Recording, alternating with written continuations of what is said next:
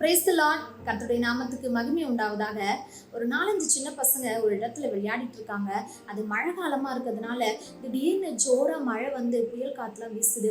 இந்த பிள்ளைங்களும் மழையில நனைஞ்சி நடுங்கி பயத்தோடு இருக்கிறாங்க. அப்ப பார்த்தா தூரத்துல ஒரு டவர், உயர்ந்த டவரை பார்த்து அதுக்குள்ளாக ஓடி போய் அவங்க பாதுகாப்பாக இருந்துடுறாங்க.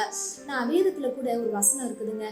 நீதிமொழிகள் 18:10 கர்த்தருடைய வார்த்தை சொல்லுது, கர்த்தருடைய நாமம் பலத்த துருகம், நீதிமான் அதற்குள் ஓடி சுகமாய் இருப்பான்னு சொல்லி அவருடைய வார்த்தை சொல்லுது. ஆமாங்க, நம்முடைய வாழ்க்கையில கூட வருகிற எல்லா ஆபத்தான சூழ்நிலையிலும் புயல் போல காற்று வீசும் போதும் நம்ம எல்லாருமே பாதுகாப்பாக இருக்கக்கூடிய ஒரே ஒரு இடம் அது கர்த்தருடைய நாமம் தாங்க. அவருடைய நாமம் தாங்க பலத்த துருகமும் நம்முடைய வாழ்க்கையில அடைக்கலமுமா இருக்குது.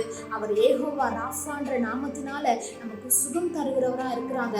ஏகோவா சிக்கினுன்ற நாமத்தினால நம்முடைய வாழ்க்கையில நீதி செய்கிறவரா இருக்கிறாங்க.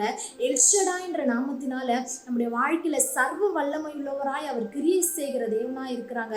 எல்லாத்துக்கும் மேல, எல்லா நாமத்துக்கும் மேலான இயேசுவின் நாமம் நமக்காக கொடுக்கப்பட்டிருக்குதுங்க. இந்த நாமத்துக்குள்ளாக நம்ம தங்கி இருக்கும்போது நம்ம சுகமா இருப்போம்னு சொல்லி அவருடைய வார்த்தை சொல்லுது. ஆமாங்க, தேவனுடைய நாமத்தை உங்களுடைய வாழ்க்கையில அறிக்கை செஞ்சுதான் பாருங்களேன். தேங்க்யூ. God bless you.